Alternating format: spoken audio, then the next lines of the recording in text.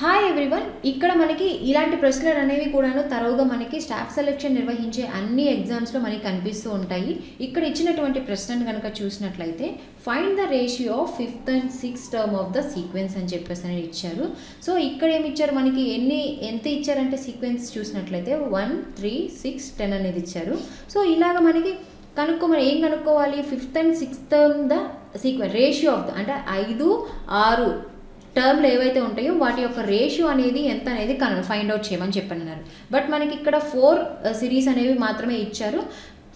ఇప్పుడు మనం 5, 6 రేషియో కనుక్కోవాలంటే ముందు 5, 6 టర్మ్స్ ఏమొస్తాయి, తర్వాత వాటి యొక్క రేషియో అనేది మనం ఫైండ్ అవుట్ చేస్తేనే మనకి ఆన్సర్ అనేది వస్తుంది. కాబట్టి ఇక్కడ 1, 3, 6, 10 అనేది మనకి 4 సీక్వెన్స్ అనేది ఇచ్చారనమాట. వీటి మధ్య ఉన్నటువంటి డిఫరెన్స్ చూద్దాం. ఫస్ట్ ఇక్కడ ఎంత 2, ఇక్కడ ఎంత వస్తుంది మనకి 3, అదేవిధంగా ఇక్కడ 4, దెన్ ఆఫ్టర్ ఏమొస్తుంది 5 వస్తుంది. ఇక్కడ ఎంత అవుతుంది 5, 15. సో దెన్ 6 యాడ్ చేస్తే మనకి ఇక్కడ 21. సో ఇక్కడ మనం చూసినట్లయితే 15/21 ఏమవుతుంది, 3 5s are 3 7s. So answer for this question is option C 5:7. So ఇలాంటి మరిన్ని స్మాల్ ట్రిక్స్ కోసం please follow our free job guide Telugu YouTube channel. Thanks for watching.